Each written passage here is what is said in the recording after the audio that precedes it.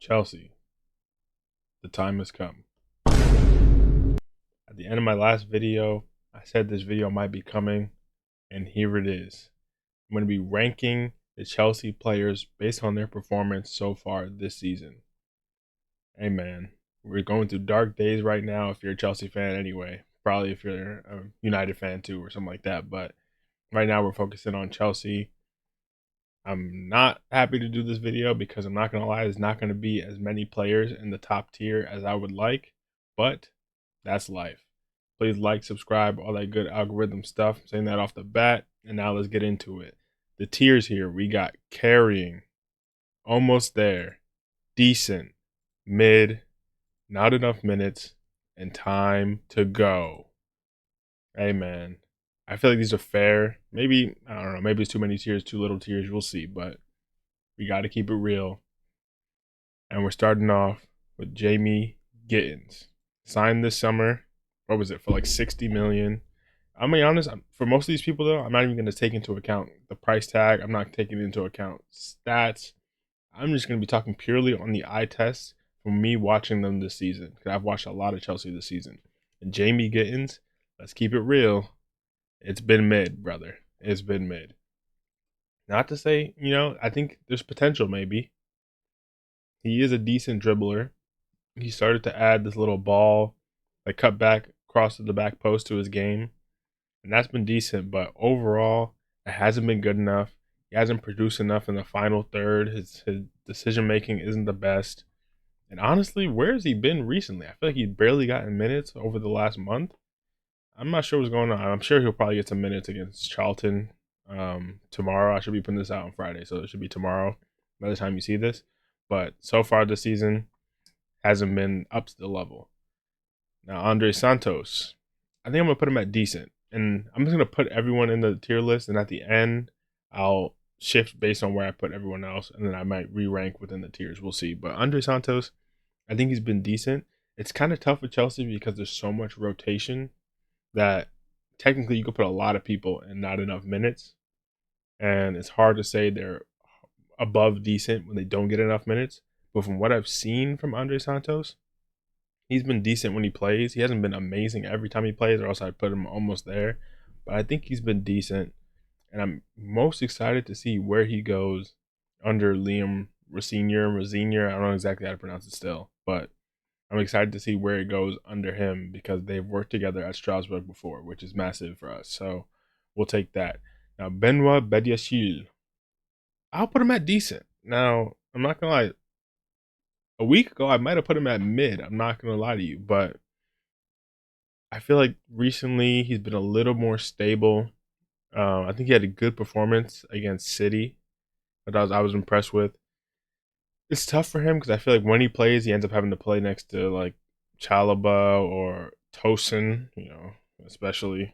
And that's kind of rough for him. But I feel like if we got to see him consistently, he's left footed, or only left footer left in the center back department. If we got to see him against next to like Fofana or something, I feel like we get to see more out of him. But so far, he's been decent. I mean, mid to decent. He might drop down to mid depending on who else I put in decent, to be honest. Now, I think this is Dario Isugo. I mean, literally not enough minutes. Barely seen this guy. He's turning into Lavia Part 2, bro. Lavia, not seeing him, except for against Liverpool and a little bit before that. Isugo, I can't remember the last time he played, honestly. Maybe preseason or something. I genuinely can't remember seeing this guy. So I'm going to put him in not enough minutes. Now, here we go. Cucurella. Yeah, baby. This is going to be our first carrying tier. Cucurella, in my opinion, the best left back in the Premier League.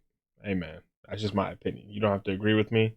You could say it's Calafiori. You could say it's honestly, there's not that many great options in the Premier League. I guess you could claim, who would you say, like Nico O'Reilly or something? Maybe someone from like a team you're not expecting. But last season, Anthony Robinson, Kirkes last season. But this season, and honestly, over the last 2 years, pretty consistently since the Euros, Cucurella has been unbelievable. I know he just got that red card the other day, so it's kind of crazy timing. but I still say overall he's been one of our best players this season consistently, and I put him in the carrying tier because there's not many that's going to go there. Now I think this is Buonanotte, and I'm not gonna lie, brother, you're going in mid, and it's tough. Realistically, if I'm being fair, I should probably put Buonanotte in not enough minutes because this has been one of the most bizarre. Like I don't understand what this signing was, why we took him on loan with no option or obligation or whatever. I don't even care about all that legal stuff. What I really care about is it doesn't make sense for our squad. I know he came in and is supposed to be some depth for Cole Palmer when he's injured or whatever, but when Cole Palmer was out, I would have much rather see Enzo there, which we did, Estevao, João Pedro, and we still have options. This doesn't really make sense to me. And even when he has played, not to say he's been terrible, but he really hasn't made any kind of impact that makes sense for me. I could put for me to put him any higher. So yeah, he's gonna sit in mid now. It's about to get rough here.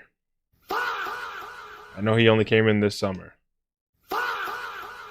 but Alejandro Garnacho, it's time to go. I'm done. I'm done. I'm done. And this might sound harsh. This honestly might sound harsh because looking at the numbers, I'm literally not looking at numbers right now, but I'm pretty sure if you look at the numbers, he's had a decent amount of goal contributions this season.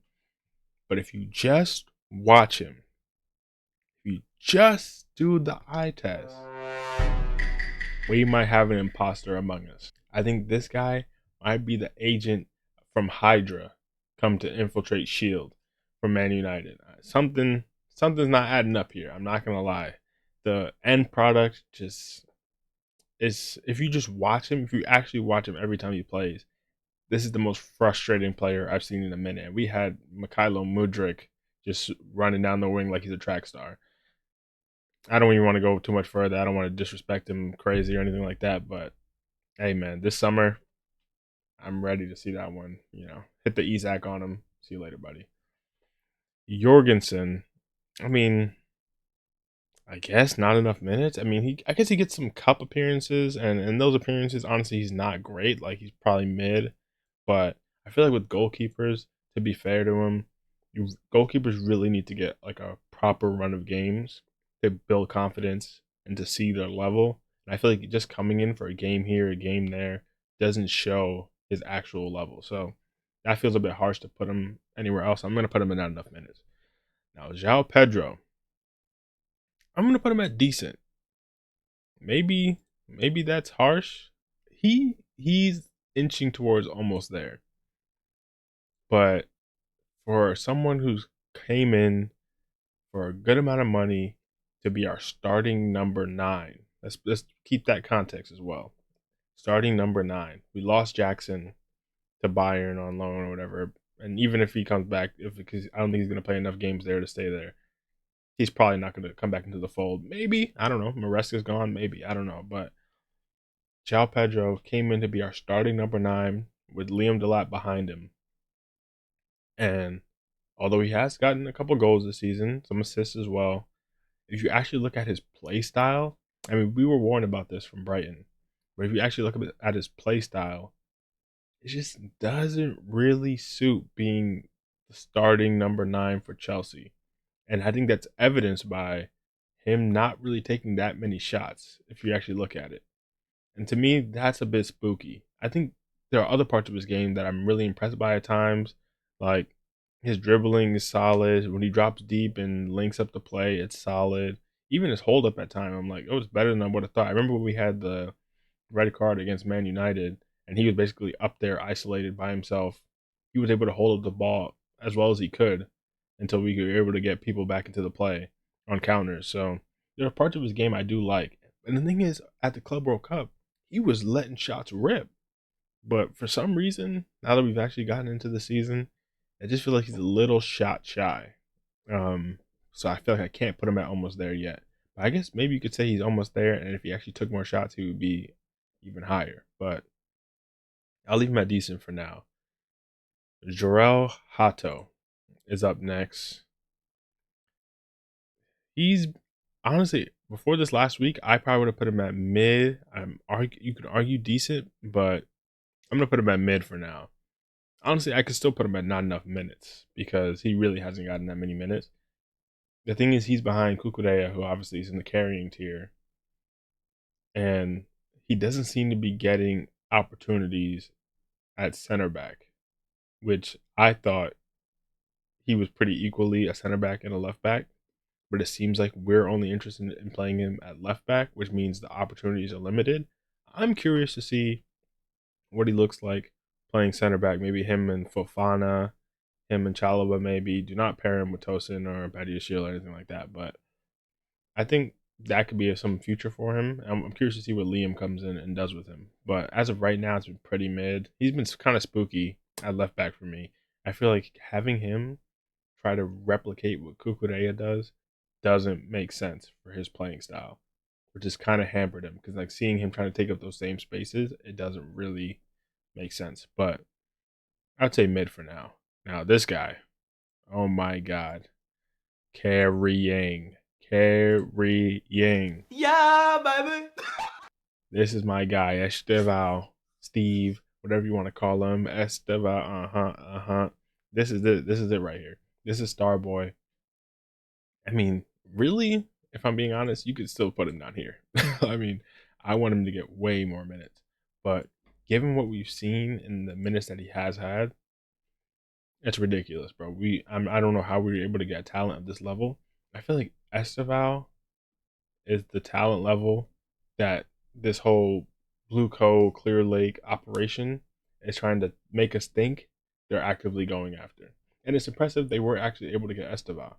But then if you look at the rest of the signings, like the youth signings that they're claiming we're going at the best after the best youth signings in the world, after Esteval, there's kind of a drop off. I'm not gonna lie. So we'll see how it goes. But for Esteval himself, he's just lightning in a bottle, super electric when he's on the pitch, creating things, making things happen. I'm not going to say every time he's been on the pitch he's had an impact. There's been some games where it clearly isn't the right timing for him, but the potential is through the roof. It's clearly through the roof. That's carrying.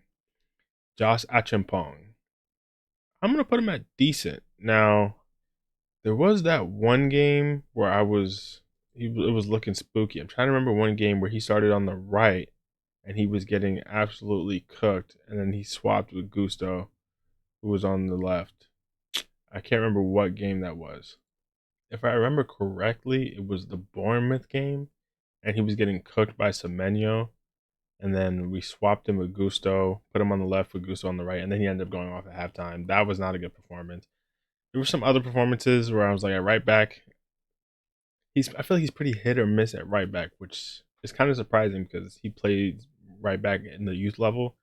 But I think at center back, I've been kind of impressed by him, which is why I'm going to put him up at decent because I think his best performances have been at center back. And I also think him driving with the ball at right back, too, I see a lot of potential there. I like him in this team. I think he has potential in this team, even just as an option. And I'm curious to see what he does with Liam. Because Liam seems to be about the youth. So we'll see where that goes. Now, Enzo Fernandez. He's probably the toughest to rank because he's so inconsistent. I want to put him almost there. That's tough. I feel like I have to put him almost there. I honestly could drop him to decent. I can't put him up to carrying. I could drop him to decent. But Enzo, I feel like, is the most obvious definition of almost there because the ability is there. And depending on where he plays, you can see it. But the fact that he's so inconsistent means he's just not on the level of the guys who are going to be in carrying. So I feel like he has to be an almost there. And the almost is like if you can click something where you can give us that same level every game, you'll be in carrying. But until that happens, you're almost there at best. So ends that's where I can put you. Malo Gusto. I think I'd also put him in almost there.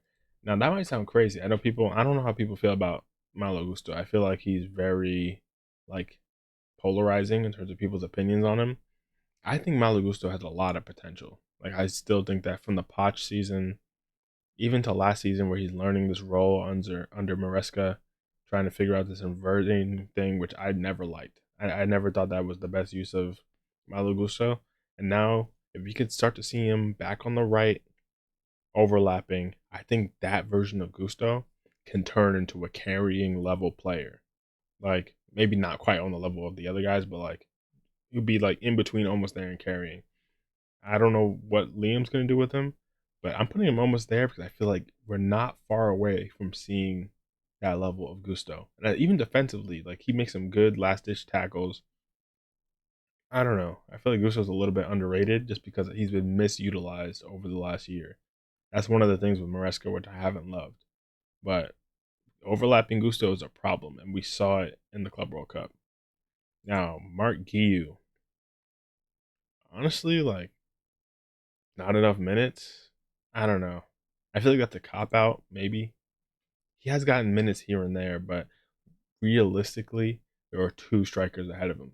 Only when Liam Delap was injured, you saw him get some minutes, and he wasn't bad. Like I probably put him decent to mid, but I feel like I have to put him not enough minutes. He's our third choice striker. He doesn't really get the opportunity, so it's a bit of a shame. Moises, I mean,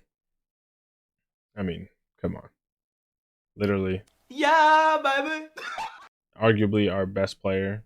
I mean, there's probably three players people can actively debate between being our best, and in 2020, late 2025, it's probably only two because one of them's been injured so much.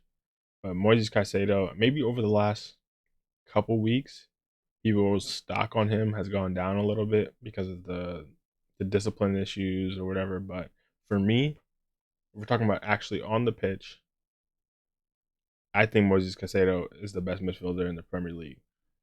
Now the thing with Moises Caicedo is that the way he's utilized in this team, you're not able to see the full breadth of his abilities. But I feel like the goalpost with Caicedo constantly shifts, and that's the most annoying thing. He's the best six in the world to some, like to me, best six in the world, right? Best DM, and that's because that's the role we limited him. We limited him to. But if you actually look at his game, he could be one of the best, if not the best, box to box midfielder in the world. But the thing is, when he's the best six, people say, "Oh, he's just a six." I like some X Y player, let's say Declan Rice, for example, better because he does more. He's box to box. Caicedo's just a six. When Rice tried to play the six, Caicedo was better. Now Rice is box to box. Okay, he's better because he's box to box, and Caicedo's just a six. But we don't get to allow Caicedo to play box to box in the same way. And then when Caicedo goes and scores goals despite being a six, oh, they're midfielders. We don't care about GA from midfielders. We're more talking about the overall performance. But then Rice goes and scores two goals over the weekend, and all of a sudden, oh, he can do everything. He scores goals too from midfield. Like I feel like the goalposts, low key, kind of suspicious between the two of them. But for me, Caicedo, he has a potential to be. If I said best midfielder in the world earlier, I'm tweaking. Obviously, that's like Pedri, but best midfielder in the Premier League is what I meant to say. Best DM in the world. Caicedo, yeah, it's ridiculous. Carrying, obviously. Now Liam Delap, you're going in mid, buddy. Oh, well, here's the thing. A lot has changed this last week, so this has been a crazy time. This is probably a crazy time to do this ranking. Before last week, I would have put him in mid. Honestly, this last week has been decent, but overall across the season, I have to put him in mid. He hasn't been good enough. He hasn't been fit enough. One, two, when he's actually played, he hasn't been good enough. This dude is more interested. Maybe I should put him in decent because he's more interested in a yellow card than actually scoring goals. To be fair to him, he just got his first Premier League goal, but Premier League goal for Chelsea, obviously. But brother, this dude thinks he's in the WWE. Like, I don't understand what's like the mentality with him. Why every time he comes on, he thinks he has to fight and wrestle and push. He's getting yellow cards in record time. He'll come on in 1 minute and get a yellow card 2 minutes later. It's just, Oh, hell I don't know. That's really bothering me. And he's not, if he scored a lot, okay, I can overlook that. But the fact that you have more yellow cards than goals on the season, if I'm not mistaken. That's embarrassing. Pedro Neto, I'll put him in decent. I know there's a lot of people that aren't fans of Pedro Neto and they look down on him a lot. And to be honest, I might actually put him in mid. I'm not gonna lie. I might put him in mid. Pedro Neto is another one of those super frustrating players. Him and Garnacho, but I think he's better than Garnacho, which is why I can't put him in time to go. But has he been more effective than the lap? Probably. And Gittins probably. So I'll put him in decent. Because he does actually score here and there. But Pedro Neto, for me, I mean I talked about this in my last match reaction. Just the end product is so inconsistent and frustrating. He's been killing attacks recently a lot. He has good things to his game, but I don't know. I feel like as a puzzle piece with this team, the best part of his game is honestly his hustle defensively, which does a lot for us. But other than that, I feel like as a puzzle piece, he doesn't really fit where this team could go. Like if we moved past a world where we're starting Pedro Neto and we're starting like Estevao, Palmer, Enzo, things something like that, there's more potential in something like that than having Pedro Neto trying to cut in onto his weak foot and still dribbling with his strong foot on the left side. It just doesn't make sense to me. So honestly, I still put him a decent, but he could drop to mid because he's been really bothering me lately. This next one, Tosin Adarabioyo. I don't know exactly how to pronounce it. I believe it's Tosin Adarabioyo. Either way, Tosin Adarabioyo, see you later. It's time to go. Oh, hell no. I'm done. I'm done with Tosin. And that's I mean, I think he had a decent game the other day when he played, but overall, when Chelsea look the most spooky at the back, this guy is on the pitch. It's just I'm seeing a theme there, and to me, that can't stick around. Obviously, we have center back injuries, and that's the reason why obviously our best center back isn't playing this season, which is why he's on this tier list. But realistically, when everyone's fit, there's no world in which Tosin Adarabioyo should be getting minutes. Colwell ahead of him, Chalaba ahead of him, Fofana ahead of him, Achimpong ahead of him, Badiashile ahead of him.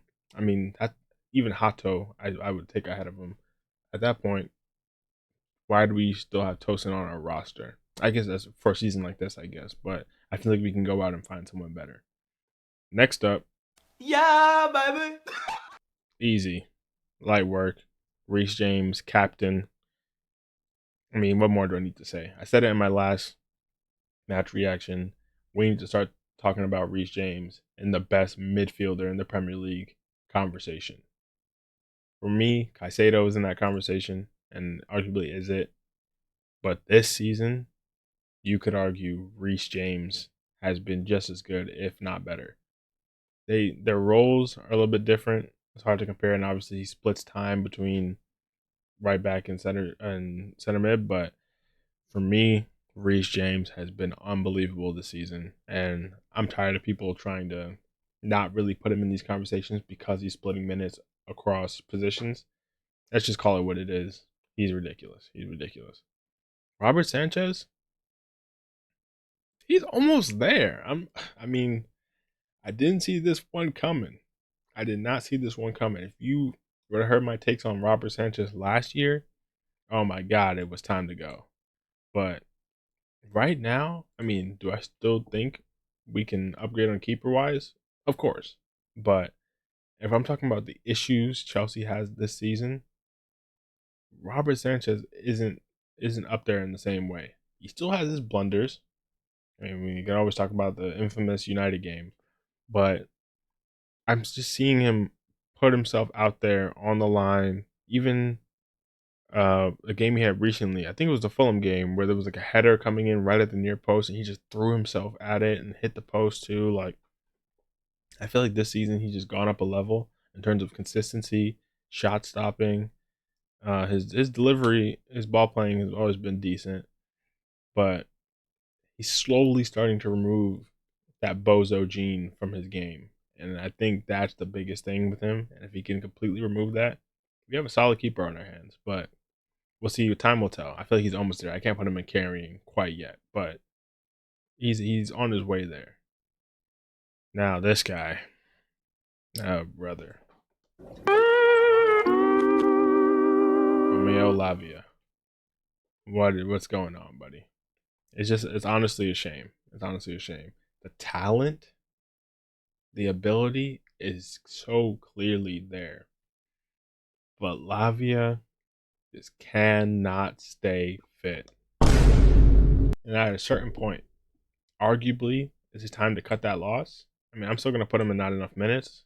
It feels harsh to put him below that, but if we can't get even half a season out of him, then what are we doing? What's the point? We've been begging to see Lavia Caicedo. Lavia Caicedo. If those two are sitting next to each other, the three in front of them have so much room to do whatever. And because Lavia has been so unfit, that's completely changed my view on Chelsea, where I'm thinking now it has to be Reece James, Caicedo, and Gusto at right back. Which I'm not mad at, but because Reece James has proved himself to be unbelievable in midfield. But Lavia, what's going on, bro? That was supposed to be you. This is ridiculous. It's ridiculous. Now, Cole Palmer, on paper, our best player. Realistically, I could put him here. I mean, he was injured for the majority of the season, but we have seen him in a stretch of games now. We saw him a little bit at the beginning of the season, and I'd probably put him almost there. Now, I feel like most people would probably try to put him in decent or mid. I feel like there's a narrative going on where people are trying to dog on Palmer. I feel like if you watch him game in, game out, you can see he's almost there. And I feel like people are being a little bit disingenuous with, okay, obviously he's coming back from injury. And there's something when people come back from injury. I mean, to be fair, there are some players, they come back from injury, they just hit the ground running like they never left. But most players, when they come back from injury, it takes a little while to ramp up and reach that level that you were at before, especially when you're out for as long as he was out, trying to come back, playing a half here, a half there, re aggravating the injury, going back out again. There's a little bit of a mental block where you're like, oh, there's only so many gears you're like willing to go to. But the thing with Palmer, if you actually watch him, slowly but surely, I'm seeing it game after game. He's getting back that instinct. That's the thing with Palmer. He's a player. You can see he plays on instinct. His IQ, you can see, but that sharpness is tough to stick with when you're not playing every game. But you could see in the game against Fulham, he's starting to create things. He's starting to make things happen. He's starting to do the dribbles that he used to do, like the little isolations he would do against a player and then beat him. He's starting to get that back, but just that final last decision or last touch of the ball in the final third isn't as sharp as it used to be. But for me, that means he's almost there. And I think under Liam Rosenior, we'll see if he's able to. That's probably the biggest part of his job coming into Chelsea is can he unlock Palmer in the way he used to be unlocked? We'll see. But for me right now, he's almost there. Trevor Chalobah, he's been decent. He's been decent, honestly. I think people hate on Chalobah a little bit too much. I think what we don't want to see is Chalobah and Tosin because then that's a scary combo. But Chalobah, when you see him next to Fofana, he's honestly almost above decent. But he has had some blunders. I don't know. It's kind of tough to call because he can be kind of inconsistent. But I feel like that's what leaves him kind of in this middle decent range. I'm not mad at it. I think Chalobah, even when we have our best center backs, I mean, it's probably Fofana, Colwell. But I think Chalobah could still be a nice rotation option for us. Tyreek George. I mean, obviously not enough minutes. I could argue time to go. Not because I think he's bad or anything, but I just honestly think there's no real future for him at Chelsea, which is tough. But if you see the project we're doing, the young players we're bringing in his positions, really, where are the minutes for him? But obviously not enough minutes. Fofana, another one, kind of like Palmer, where it's like not enough minutes. But when he plays, he's low key almost there. I mean, I don't think there's any center back this season under Chelsea that's been completely faultless, which is, you know, makes sense if you look at some of our games. But out of everyone we've played at center back, I think Fofana has been the best, which is tough because he's probably played the least consistent minutes. But when he was able to put together a little bit of a run of games, we could see that was when we were going through a good stretch. And then all of a sudden, December came and it was looking spooky. But Fofana, I think, has been solid. This is my list. If I just were to rearrange a couple things, I'd probably put Reece at the top, maybe Caicedo after that, maybe Loki. I'll put Estevao there because he hasn't had enough minutes. I put Cole up here, Loki Gusto here. Um, the rest of them kind of irrelevant to rank, but really these two. It's time to go, buddy. It's time to go. But what do you guys think? Do you guys agree? Disagree? It's probably the longest video I've done since I've been back dropping these videos consistently. But I feel like this has been necessary. Going into the Liam Rosenior era, who's been actually playing well? Who do you think he can take to the next level? Who's almost there? Who's carrying? Because this can inform a lot of what our starting lineups can look like moving forward. I mean, obviously, it's not all up to him, and we're probably still going to rotate a ton, which is a bit of a shame. But let me know. Did I get it wrong? Did I get it right? Drop where you put people in the comments what you disagree with. I appreciate you guys for watching. As always, like, subscribe, especially if you made it this far. All that good algorithm stuff would be much appreciated. And I really want to hear you guys in the comments agreeing or disagreeing with what I did. And let me know. I could be tweaking. I could be letting my biases get the best of me. So let me know. But as always, see you guys next time.